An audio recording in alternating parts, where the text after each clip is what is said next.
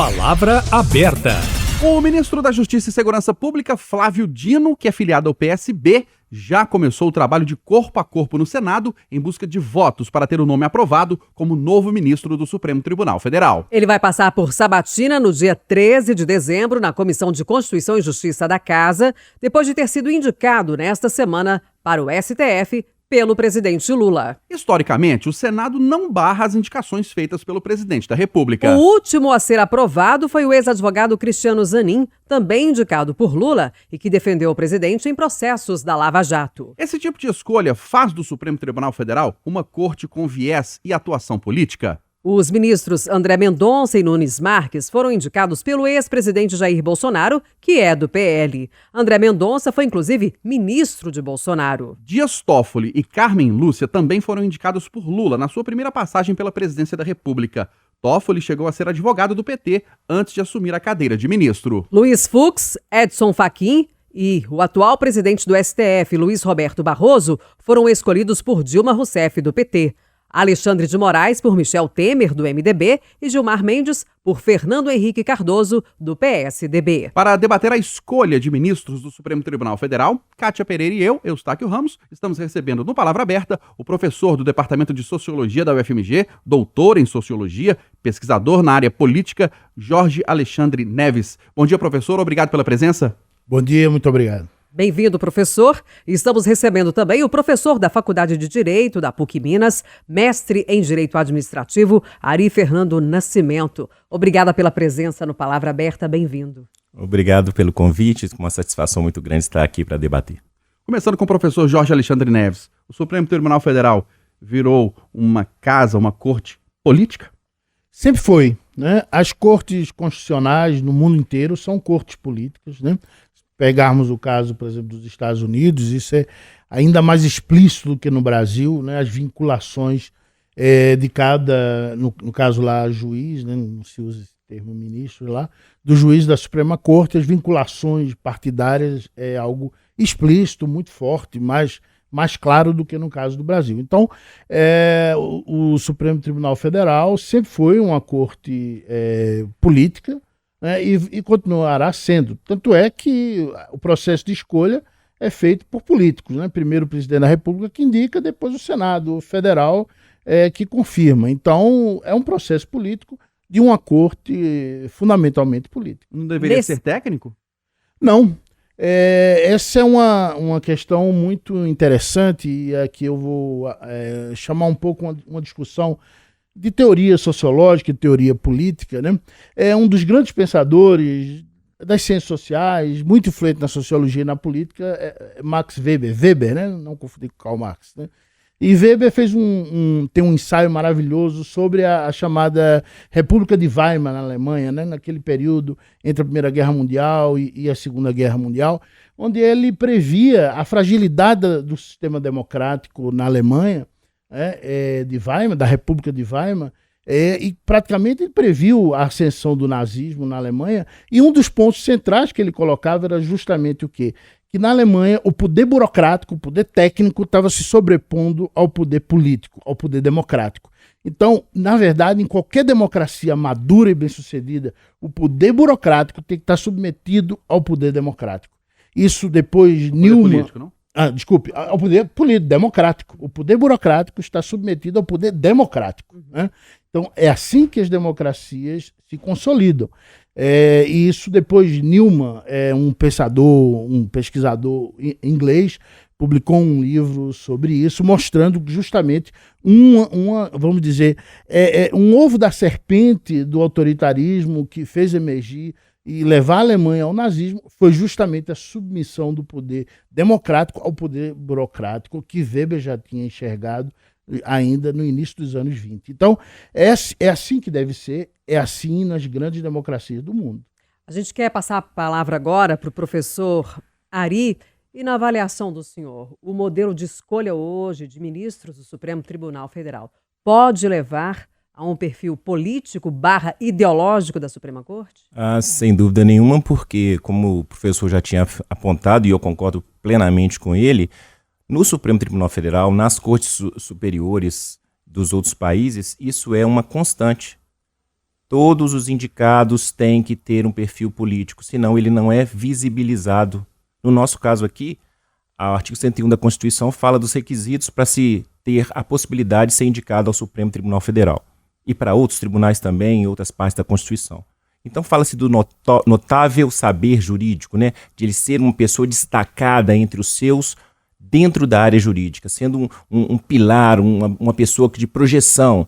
Mas não adianta você ter uma pessoa apenas de projeção. Ele tem que ter contatos políticos. Porque senão, aquele que o indicar, que é o presidente da República, no nosso modelo, jamais vai saber que existe essa pessoa. Haja vista essa situação envolvendo essa vaga no Supremo, em que muitos movimentos queriam que fosse indicada uma mulher jurista negra, e o presidente simplesmente disse que não conhecia nenhuma mulher jurista negra. Ou ele falou que deveria ter mais oportunidade de conhecer pessoas com esse perfil. No entanto, entendo eu que o modelo que a gente tem hoje na Constituição está consagrado desde 1988 e dos males o melhor, né? Pelo menos eu acho que esse é o modelo que está aí e precisa ser observado. Mas, pois não. Já que o senhor tocou nessa questão de uma mulher para o Supremo Tribunal Federal, como é que o senhor vê esse debate também sobre grupos sendo representados nos ministros? Alguns, por exemplo, representando os grupos indígenas ou representando os evangélicos, como houve a polêmica no governo Bolsonaro, no caso da causa feminina. Como é que o senhor vê essa tendência, essa defesa que se faz? Esse assunto eu acho bem interessante porque a partir da Constituição de 88 e com a possibilidade de se discutir tudo o que podia ser feito de maneira mais democrática, de maneira mais aberta, esse tipo de discussão ele aflorou na sociedade, coisa que não acontecia antes. Eu acho legítimo que haja esses grupos reivindicando esses espaços. No entanto, eu entendo que há que se fazer uma escolha técnica para esses cargos. Técnico-político. Não adianta nada ter uma pessoa apenas por ela ser indígena, apenas por ela ser negra, apenas por ela ser mulher, para estar nesses cargos de mando. Ela tem que ter o perfil para estar nesse cargo. Se ela preenche os requisitos, eu entendo que pode sim vir a ser indicada e confirmada pelo Senado. Porque muitos se dizem, deveria ter a participação popular. O que são os senadores, senão a representação dos estados na chamada Câmara Alta do nosso país?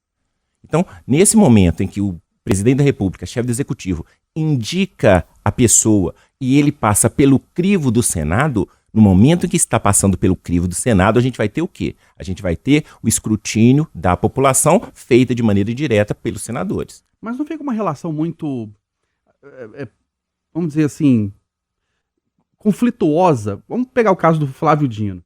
Ele é aliado do presidente Lula há muitos anos. É ministro do governo Lula. Aí vai para o Supremo Tribunal Federal. Aí, mês que vem, surge um processo contra o presidente Lula lá no Supremo. O Flávio Dino, que foi aliado dele durante muitos anos, vai condenar o seu aliado político? Aí as normas infraconstitucionais já deem um remédio para esse tipo de situação. Ele pode se dar por suspeito e não atuar no caso, como já aconteceu em várias oportunidades. Agora, o que se tem também é o seguinte: a pessoa que vai para esse cargo, ela tem que ter notável, tem que ter a notabilidade e tem que ter isenção. Então, no momento que ele veste a toga, que ele vai para esse cargo tão importante, ele tem que estar desprendido de tudo aquilo que o antecedeu. E isso a gente viu agora recentemente naquele episódio envolvendo o Dias Toffoli, que tinha sido indicado pelo Lula. No momento que o Lula estava preso, precisou de uma liberação dele para assistir um enterro e o Dias Toffoli não concedeu. Se ele tivesse mantido a origem dele de advogado do PT, assessor do José Dirceu na Casa Civil, a indicação pelo grupo do PT, todo mundo ia dizer, não, no momento em que precisar de qualquer coisa lá no Supremo, o Lula preso, ele vai conceder. E ele não fez isso. Então eu entendo que essa situação que os atuais ministros se deparam com ela no momento em que estão investidos desse cargo, eles têm que estar com autonomia, com desprendimento, para julgar de acordo com as suas convicções o que está na lei. Professor Jorge Alexandre, na sua abordagem inicial, o senhor considera, positivo o modelo como é hoje e considerando até importante, necessário que haja a política, né? Que a política esteja presente no perfil dos ministros do Supremo Tribunal Federal. Mas e as questões ideológicas? Por exemplo, o Flávio Dino. Ele é conhecido do grande público, as posições dele, né? A maioria das posições nos temas polêmicos, a gente entende ou subentende, né? O que ele pensa. Isso é benéfico? Olha, isso é inevitável, é da natureza humana, né? Todos os ministros do Supremo têm posições ideológicas, não é só o talvez futuro ministro Flávio Dino, hoje ainda ministro da Justiça, todos têm. Agora, há um freio, né? Há um freio institucional, há um freio importante, que é a questão da estabilidade. Então, uma vez que você entra lá, você tem autonomia, você não sai mais, né? A não ser pela aposentadoria compulsória, né? Mas você não pode ser desnomeado, né? Esse é um freio importante. Mas há o freio que é a própria Constituição, né? A própria Constituição ela serve de um balanceador disso. Então, além de que, né, justamente como ministros foram nomeados por diferentes governos e, por exemplo, dentro de governos do PT, foram nomeados ministros com posturas ideológicas bastante diferentes, até por causa dos arranjos, né, do nosso presidencialismo de coalizão, que levam a nomeações e tal. Então, há ali uma pluralidade ideológica que, de certa forma, representa um pouco o país. Então, não vejo maiores problemas nisso. E o senhor usou a palavra freio neste momento. O senhor vê necessário algum freio ou que tem sido debatido aí, limitação de mandato, outro processo para se escolher um ministro? Como é que o senhor vê isso? Olha, quanto ao processo, esse é um modelo quase universal, né? Nos países, de modo geral, esse é um processo político, fortemente e tal. Agora, quanto a mandato, por exemplo, curiosamente, o próprio ministro Flávio Dino, quando era deputado federal, deixou um projeto de lei, uma proposta, né, de projeto de lei para mandatos, né? Se eu não me engano, se era 10 anos, 8 anos, tem um outro que é de 8 anos e tal. No mundo há os dois modelos com mandatos, modelos sem mandato. Por exemplo, pegar o caso dos Estados Unidos, que eu já falei aqui, lá é ainda mais radical, porque lá não há aposentadoria compulsória. Então, há ministros que chegam perto dos 90 anos de idade, lá, juízes da Suprema Corte, que permanecem. No caso da Alemanha, por exemplo, tem mandato. Então, e os estudos sobre, do que eu conheço, eu nunca pesquisei isso, mas pelas minhas leituras, os estudos sobre Supremas Cortes mostram tanto vantagens e desvantagens de você ter mandato ou não ter mandato. Por exemplo, o fato de você ter mandato faz com que haja uma certa atualização, né, da esfera política dentro da corte. Por outro lado, também, isso pode também esquentar demais o debate e o confronto político, porque fica muito sendo renovado o tempo inteiro, né, do ambiente político, dificultando talvez esse elemento importante das Supremas Cortes, dos tribunais superiores, que querem ser contra-majoritários. Então, há vantagem e desvantagem nos dois modelos.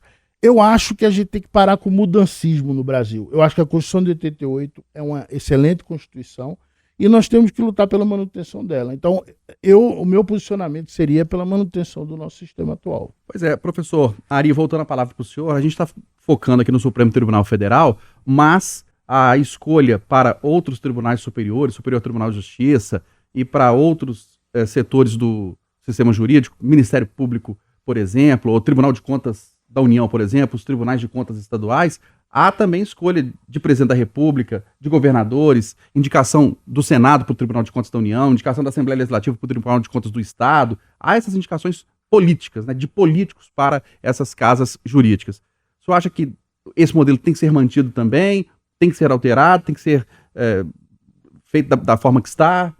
Eu entendo que esse modelo é o mais interessante porque, como o professor Jorge disse, a Constituição nossa de 88 ela é muito nova. Ela está ainda, eu costumo dizer para os meus alunos que ela é um bebezinho de 35 anos. Então, quer dizer, ela está ainda, historicamente falando, ela é um nada em termos históricos. Então, ela precisa ter a consolidação das suas orientações, sobretudo do que está previsto como cláusula pétrea, que vai estruturar os poderes, poder executivo, poder legislativo, poder judiciário. E eu entendo que esse modelo que está apresentado na Constituição é o melhor, tem que ser mantido. Agora, cada uma dessas instituições, com o passar do tempo, elas vão sofrendo internamente os ajustes.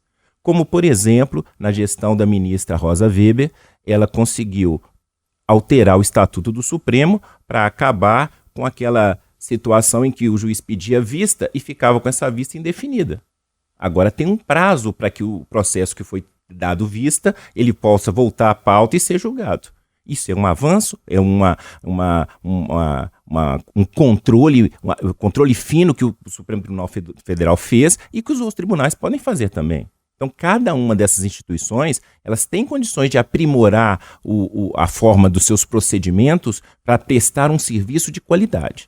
E sobre isso que o professor disse a respeito de vitaliciedade, dessas garantias que os ministros do Supremo têm e que os outros ministros dos tribunais superiores e desembargadores e juízes têm, isso é de fundamental importância para ter estabilidade nas decisões.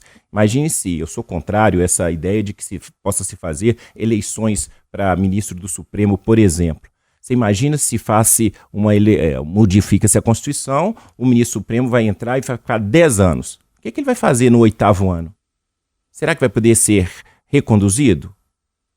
Se não, depois de 10 anos, ele vai voltar para a iniciativa privada. Como é que isso vai acontecer? Só no Supremo? E no Superior Tribunal de Justiça? E nos tribunais de justiça dos estados? E no Tribunal Federal? Por que só no Supremo? Então eu entendo que o modelo que a gente tem, ele é o melhor, precisa ser consolidado, mas precisa passar por algumas sintonias finas nos seus próprios regimentos, nas suas próprias instituições, nos chamados controles internos.